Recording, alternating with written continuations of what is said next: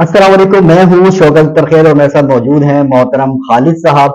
इससे पहले इनकी दो वीडियोस आप देख चुके हैं, पसंद कर चुके हैं, जिसमें मेट्रो सिनेमा के हवाले से था और दूसरी थी शहजाद सिनेमा।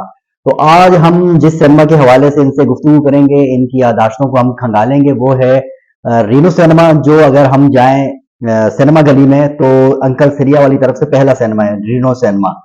तो जी खालिद साहब बताइएगा हमें थोड़ा रीनो सिनेमा के हवाले से।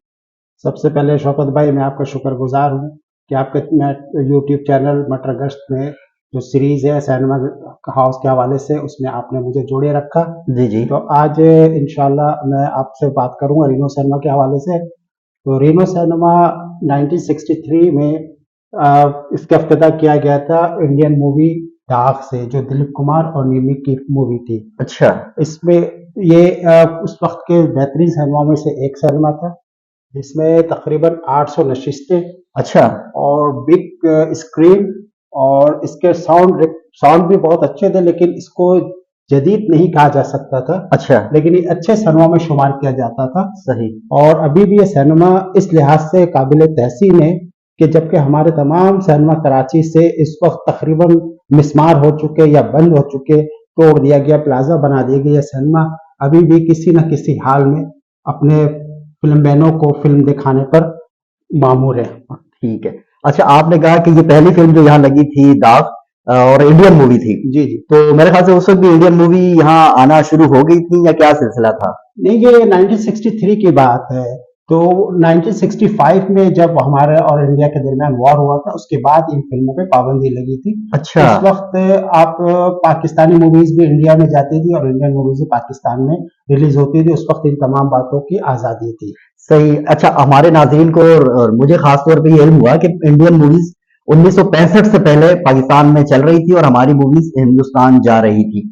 लेकिन 65 की जंग के बाद पहली पाबंदी लगी है इंडियन मूवीज़ के ऊपर ना? जी बिल्कुल ऐसी ही है, और आपने बिल्कुल सही कहा कि ऐसी तरह है। और हमारे फिल्में फिर वहां पे भी उन्होंने बड़ी कामयाबी हासिल की, अच्छी मूवी उसमें की बनती थी। सही। जहां इंडियन मूवीज की वैल्यू थी, हमारी मूवी की भी काफी वैल्यू रही है। सही। तो अच्छा, यहाँ ये बताएं कि आपने पहली मूवी का कब देखी, यहाँ पर क्या इत्तेफाक हुआ आपका यहाँ पर? हालांकि ये मैं इसलिए इत्तेफाक की बात इसलिए करूंगा क्योंकि जब मैंने फिल्म देखना शुरू की और मैं सदर में आया तो एक दिन ईद का दिन था। तो मुझे कैपरी पे फिल्म टिकट नहीं मिला, फिर प्रिंस में नहीं मिला, सामने बम्बिनो और एक दो सिनेमा थे वहां भी नहीं मिले। तो वहां खड़े होकर मेरे साथ दोस्त था एक, हमने देखा कि दूर हमें किसी सिनेमा की ना लगा कि यार शेप सिनेमा वाली है तो वहां चलते हैं। तो वहां जब फिल्म देखी हमने, टिकट तो मिल गया, रश बहुत था लेकिन बहरहाल टिकट मिल गया। तो थोड़ी सी फिल्म चलने के बाद वहां जो फिल्म शुरू हुई, तो मैंने जिंदगी में पहली दफा वो फिल्म वहां देखी। ब्लू प्रिंट कहते थे उस वक्त उसको। तो मुझे थोड़ा सा हैरत का झटका भी लगा, शर्मिंदगी भी, इतने सारे लोग थे यार, ये क्या मतलब हो गया मेरे साथ ना। तो इस हवाले से बदनाम है रीनो सिनेमा अब तक। नहीं, बिल्कुल सही कहा आपने। देखिए, बात यह है कि पाकिस्तान सिनेमा एक्ट के तहत तो कोई भी सिनेमा इस वजह से तामीर नहीं किया गया कि उसमें ब्लू प्रिंट या रेटेड मूवी अलाउ किया जाए। सही। ऐसा कुछ नहीं है, लेकिन बाद के हालात और वाकयात और फिल्मों के गिरते हुए म्यार ने हमारे सिनेमा की दीवारों को भी गिरा दिया। ठीक। तो इसकी वजह से अब सिनेमा वाले जाहिर बात इतने बड़े सिनेमा लेकर बैठे हैं, इतने स्टाफ और तमाम चीजें, तो वो अपने सिनेमा के बिजनेस को किसी तरीके से भी बहाल रखना चाहते थे। अच्छा। अब उनके पास जिस तरह से जो भी उनको समझ में आया, उन्होंने इस तरीके से हरकत की। आपने ईद के त्यौहार की बात की कि ईद के त्यौहार के मौके पर आपने एक मूवी देखी, तो इत्तेफाक ये है कि ईद के दिन ही मैं भी रीनो सिनेमा पे एक मूवी मैंने देखी, क्योंकि उस वक्त जब मैं रीनो सिनेमा में जब मैं मूवी देखने गया था, तो रीनो सिनेमा उर्दू फिल्मों से हटकर डबल प्रोग्राम में ही अपने आप को उसने इन्वॉल्व किया हुआ था। अच्छा।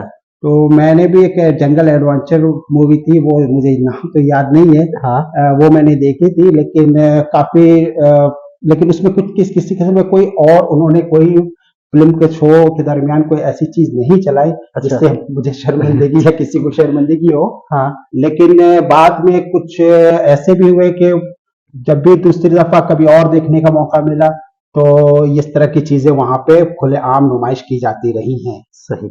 अच्छा, यहाँ चलने वाली मशहूर फिल्में कौन कौन सी हैं, देखिए कुछ याद है आपको? जी, यहाँ पे जो बाद में देखिए, ये कराची में जब ये सिनेमा स्टार्ट हुआ था, तो ये कराची के मेन थिएटर्स में इसका शुमार किया जाता था। अच्छा।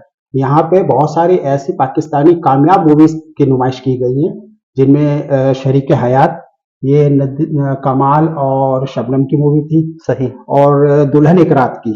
हाँ, बदर मुनीर की जी फिल्म थी ना, जी बड़ी मशहूर फिल्म रही है। जी जी।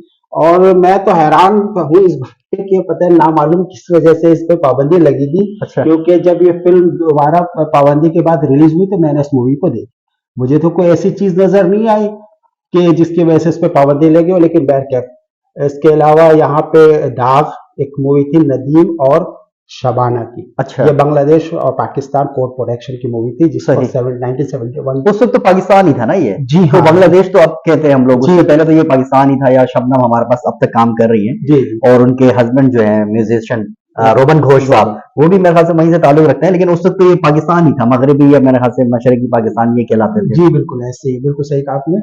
और इसके अलावा यहाँ पे जो फिल्म रिलीज हुई है वो खामोश रहो। अच्छा। ये मोहम्मद अली की जो है वो आप समझ लें कि उनके ब्रेक थ्रू मूवी है। अच्छा। और इसके अलावा मोहम्मद अली और जेबा की एक फिल्म थी आग।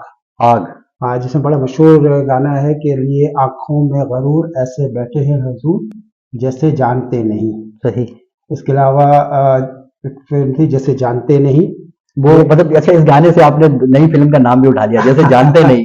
जैसे जैसे जानते नहीं है नहीं। कि मोहम्मद अली और जेबा की मूवी थी। मुझे लगता है कि शायद रीनो सिनेमा वाले मोहम्मद अली की फिल्मों को ज्यादा ही प्रमोट लाइक करते करते थे हैं। या लाइक करते जी हो, हो हाँ, सकता है कि मालिकान की भी क्योंकि अपनी पसंद भी होती है ना। अब जो मूवी आ रही है वो भी इत्तेफाक से मोहम्मद अली की है, जान पहचान। अच्छा। वो ये और बहारें फिर भी आएंगी, ये भी मोहम्मद अली की है। ये भी मोहम्मद अली की फिल्म है। तो मैं ये समझता हूँ कि रीनो सिनेमा की जो तामीर की गई थी ना, वो बेसिकली पाकिस्तान फिल्म को डेवलप करने के लिए कि पाकिस्तानी फिल्में वहां पे चली और बड़ी कामयाब रही हैं। सही। लेकिन बाद के हालात ने कुछ उसको इस तरफ आने पर मजबूर किया, वरना उसका शुमार भी काफी बेहतर सिनेमाओं में से एक सिनेमा था। हाँ बिल्कुल, वैसे ही एक बड़ा सिनेमा है और 800 सीटें कम नहीं होती बिल्कुल। जी बिल्कुल सही। ठीक है। और उसके अलावा फिर आपने कहा कि जितनी आपने फिल्मों के नाम गिनवाए ना, और मोहम्मद अली एक बड़े एक्टर है हमारी फिल्म इंडस्ट्री के, जी जी और एक उनके ऊपर बहुत क्रेडिट है फिल्मों के हवाले से। तो उनकी फिल्में जब चल रही हैं तो एक बड़ा अच्छा सिनेमा के तौर पर ये मतलब होगा उस वक्त ना। तो बाद में तो खैर पश्तो फिल्में और पंजाबी फिल्में तक मखसूस रह गया। नहीं, देखिए वहां पे मैंने मैंने जितनी भी फिल्में देखी हूँ तकरीबन इंग्लिश मूवी देखी है और अच्छी मूवी भी देखी है वहां पे। सही। वहां पे मैंने दी विच, ये एक हॉरर मूवी थी, वो देखी। अच्छा। शी एक मूवी थी, जेम्स बॉन्ड्स की कुछ मूवी वो देखी। तो कुछ जरूरी नहीं है कि वहां पे अगर वो डबल प्रोग्राम लिखा हो तो उसके दरमियान कोई ऐसी चीजें भी शामिल कर ले जिससे जाहिर बात है वो एक गैर अखलाकी चीज थी जिसका इजहार करना भी अच्छी बात नहीं है। सही। तो ये अगर इसको उन्होंने कोशिश की थी रीनो शर्मा ने 1992 में एक फिल्म आई थी, पंजाबी मूवी थी तराजू। अच्छा। तो उस वक्त चूंकि फिल्म का क्रेज था, मैं भी बड़ा फिल्म में देखने का जुनून मेरे अंदर भी था, तो मैं देखा कि मेन थिएटर के साथ रीनो का नाम भी शामिल है उसके इश्तिहार में कि तराजू फिल्म रीनो सिनेमा में भी रिलीज की जाती है। मुझे अंदाजा हुआ अच्छा। कि अब शायद रीनो शर्मा अपने रविश को चेंज करते हुए पाकिस्तानी फिल्मों की तरफ आ रहे हैं। सही।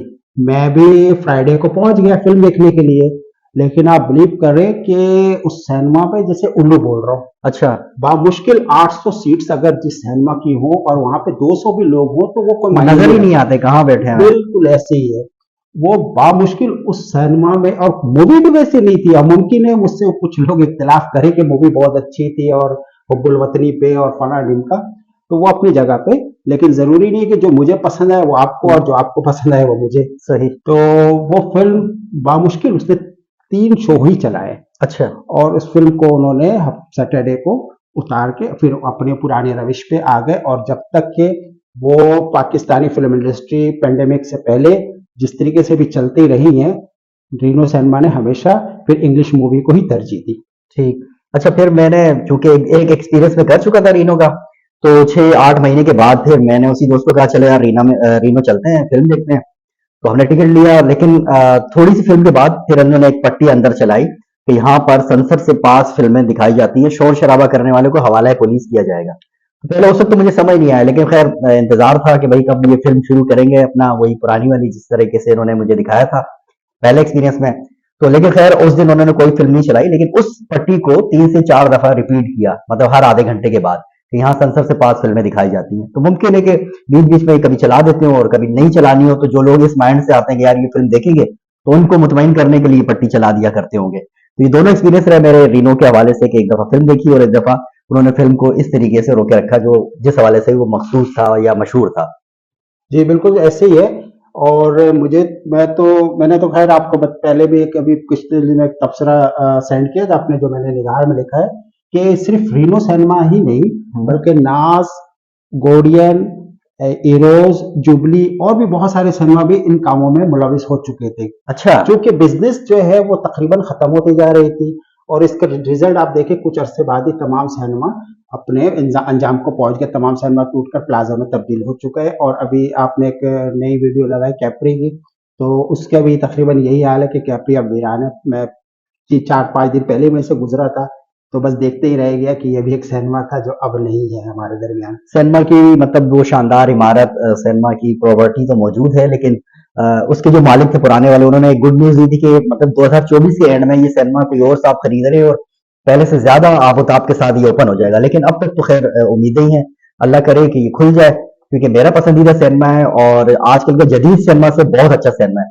तो बहरहाल हम दोबारा रीनो की तरफ आते हैं।